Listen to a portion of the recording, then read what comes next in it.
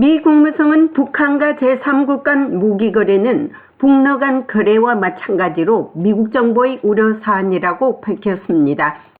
북한은 러시아와 맺은 새 방위조약의 일환으로 러시아 국방부 차관을 평양으로 초청해 김정은과 군사협력을 재다짐한 데 이어 리첸코프 벨라루스 외무장관을 초청해 북한과 러시아, 벨라루스 간의 연대와 군사협력을 다짐했다고 전해졌습니다.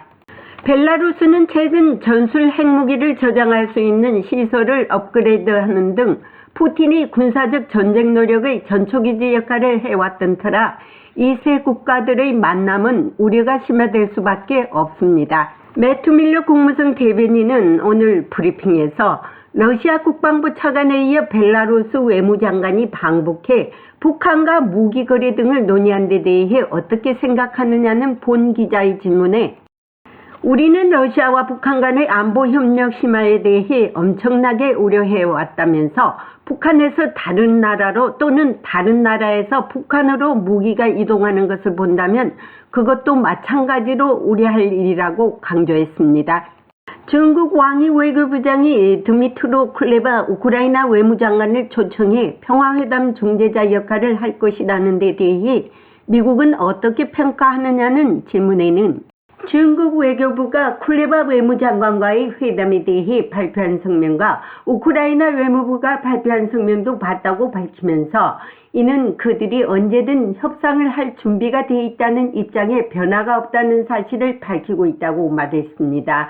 그러면서 우크라이나는 전쟁 종식을 위해 협상에 열린 태도를 보이고 있지만 러시아는 진정성을 전혀 보이지 않고 있다고 지적했습니다.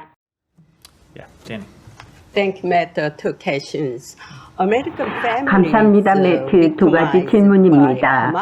하마스로부터 피해를 입은 미국인 가족들이 북한의 10억 달러의 배상을 요구하며 미 연방법원에 소송을 제기했습니다. 하마스가 사용하는 무기가 북한에서 제공했기 때문이라는 주장입니다. 이에 대해 평가는 무엇이며 또한 북한의 반응은 있습니까?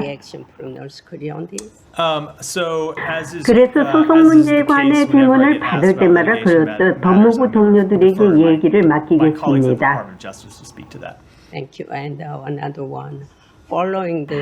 최근 러시아 국방부 차관이 방북에 이어 어제 벨라루스 외무장관이 방북을 했다고 전해졌습니다. 그들은 군사협력과 무기거래에 대해 논의했다고 발표됐습니다. 이것이 우크라이나 전쟁에 어떤 영향을 미칠 것이라고 생각하십니까? 이번 방문에 대해 평가할 수는 없지만 우리는 러시아와 북한 간의 안보 협력 심화에 대해 엄청나게 우려해왔고요. 북한에서 다른 나라도 또는 다른 나라에서 북한으로 무기가 이동하는 것을 본다면 그것도 마찬가지로 우려할 것입니다. 중국에 관하여 어제 왕이 중국 외교부장이 우크라이나 외교부 장관을 초청했습니다. 그래서 러시아와 우크라이나 간의 평화회담을 중재할 수 있다는 데 대해서 귀하는 이것에 대해 어떻게 보고 계십니까?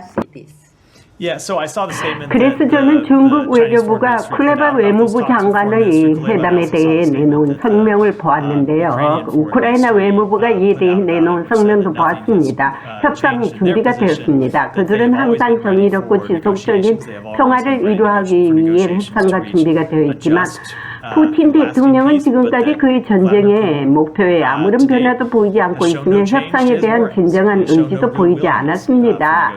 따라서 우리의 입장은 한동안 그랬듯이 외교에 있어서 우크라이나 없이는 우크라이나에 관한 것이 아니라는 것입니다. 미국이 가장 우려하고 있는 현안 문제는 북러 간 군사협력이 확대되고 있는 것이며 중국이 제 역할을 다하지 못하고 있다는 것입니다. 대북, 대중국 제재에 있어 미국이 앞으로 어떤 카드를 사용할지가 관점이 될 수 있습니다. 국무성에서 보이스 오브 워싱턴 제니박입니다.